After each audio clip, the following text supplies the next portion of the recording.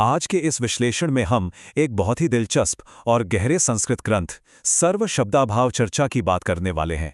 ये कोई साधारण पुराना ग्रंथ नहीं है, बल्कि ज्ञान मीमांसा यानी एपिस्टेमोलॉजी का एक ऐसा शानदार दार्शनिक विवाद है जो आज भी हमारी समझ को चुनौती देता है।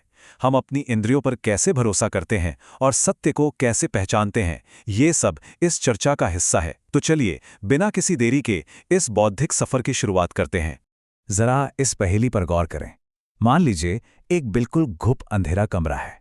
वहां एक ढोल रखा है और सुनने वाले के कान भी पूरी तरह से स्वस्थ हैं।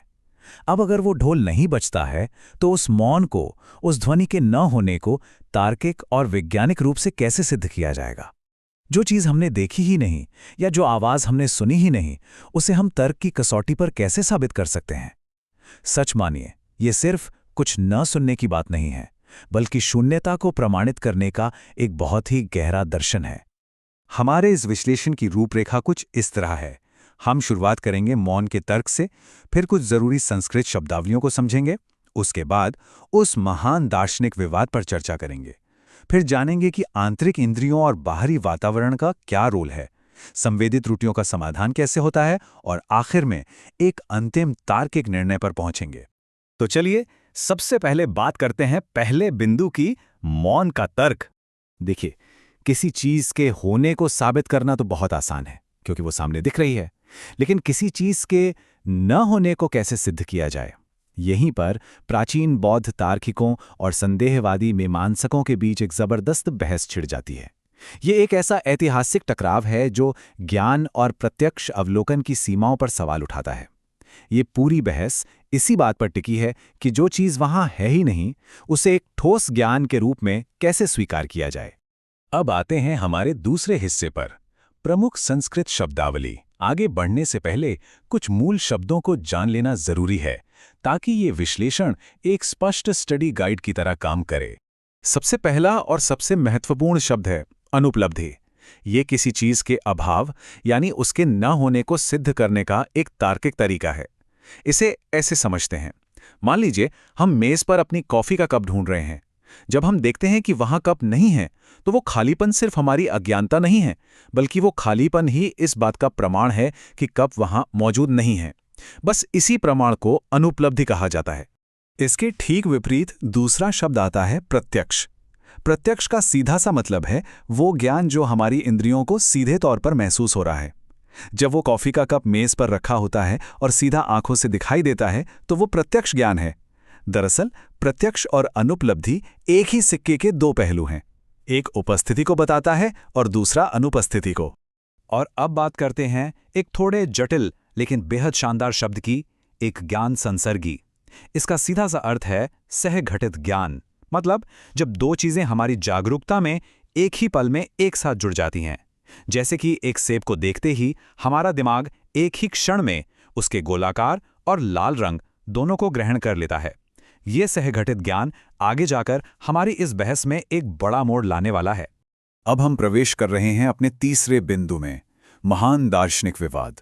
यहीं से असली बौद्धिक टकराव शुरू होता है। तो एक तरफ हैं संदेहवादी मीमांसक जो कार्यानुपलब्धि की बात करते हैं। उनका तर्क बहुत सीधा है, हमें आवाज सुनाई नहीं दी इसलिए ध्वनि नहीं है। वे पूरी तरह से परिणाम या कार्य के अभाव पर जोर देते हैं। दूसरी तरफ है हमारे बौद्ध तार्किक जिनका तर्क बहुत गहरा है। वे स्वभावानुपलब्धि का समर्थन करते हैं। उनका कहना है कि हम मौन को इसलिए सिद्ध नहीं कर रहे क्योंकि हमें सुनाई नहीं दिया, बल्कि इसलिए कर रहे हैं क्योंकि उस पल में ध्वनि का मूल स्वभाव ही वहां मौजूद नहीं था। एक का फोकस नतीजे पर है और दूसरे का वस्तु के मूल अस्तित्व पर। अगर हम मूल संस्कृत ग्रंथ की इस पंक्ति पर नजर डालें तो मीमांसकों का पक्ष बिल्कुल साफ दिखता है। वे कहते हैं कि शब्द के ना होने को सिर्फ सुनने के कार्य की अनुपलब्धि से सिद्ध किया जा सकता है। लेकिन जरा सोचिए, क्या सिर्फ आवाज ना आना काफी है?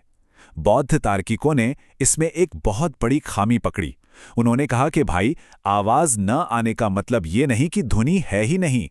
हो सकता है कि ध्वनि तो हो, लेकिन हमारी सुनने की मशीनरी यानी हमारे कान ही खराब हों।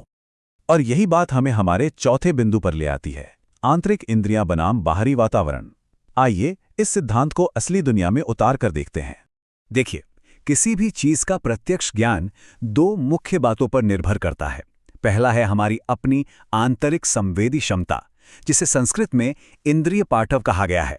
इसका मतलब है हमारी इंद्रियां, जैसे कि आंख या कान का बिल्कुल स्वस्थ होना। और दूसरा कारक है बाहरी वातावरण, जैसे कि आलोक यानी प्रकाश और तमिस्र यानी अंधकार। ये दोनों जब सही तालमेल में होते हैं तभी हमें किसी चीज का सटीक ज्ञान मिल पाता है। बौद्ध प्रणाली हमें अभाव साबित करने के लिए एक पक्का रोड मैप देती है। सबसे पहले ये पक्का करें कि जिस चीज की हम बात कर रहे हैं वो सच में देखने या सुनने लायक है भी या नहीं। दूसरा, ये पुष्टि करें कि हमारी इंद्रियां बिल्कुल स्वस्थ हैं। तीसरा, ये जांचें कि कहीं अंधेरा या दूरी जैसी कोई बाहरी चीज तो रुकावट नहीं बन रही। और जब ये तीनों बातें साफ हो जाएं, तभी चौथे कदम पर आके अनुपलब्धि के जरिए ये निष्कर्ष निकालें कि वह चीज वहां नहीं है। चलिए अब पांचवें हिस्से पर आते हैं, संवेदी त्रुटियों का समाधान। क्या होता है जब हमारी इंद्रियों ही हमें धोखा दे जाएं? मान लीजिए कोई व्यक्ति सुन नहीं सकता। क्या वो अनुपलब्धि का इस्तेमाल करके ये साबित कर सकता है कि ढोल नहीं बज रहा? बिल्कुल नहीं, क्योंकि बधिरता उसकी अपनी इंद्रिय की खराबी है। इसके उलट अंधकार एक बाहरी रुकावट है। घने अंधेरे में हम ये तो नहीं बता सकते कि सामने घड़ा रखा है या नहीं, क्योंकि अंधेरा दृष्टि को रोकता है। लेकिन वही अंधेरा हमारी सुनने की क्षमता को बिल्कुल नहीं रोकता। प्राचीन न्यायशास्त्र की ये बारीकी वाकई कमाल की है। ग्रंथ में एक बहुत ही पते की बात कही गई है। अगर हमें अपनी ही इंद्रियों की क्षमता का पता नहीं है तो हम किसी भी चीज के न होने का दावा कैसे कर सकते हैं? अभाव को सिद्ध करने के लिए सबसे पहले अपनी खुद की इंद्रियों पर भरोसा होना चाहिए। ये आत्म जागरूकता का एक बहुत ही शानदार उदाहरण है। और अब हम पहुंच गए हैं अपने छठे और आखिरी पड़ाव पर, अंतिम तार्किक निर्णय। इस पूरी दार्शनिक यात्रा का सबसे बड़ा निष्कर्ष इस एक पंक्ति में छिपा है। तस्माद् उपलम्भ योग्यता प्राप्तस्यानुपलम्भेत्येव दृश्यानुपलब्धिर्लक्षणम्। सुनने में भले ही भारी लगे, लेकिन इसका अर्थ बहुत स्पष्ट है।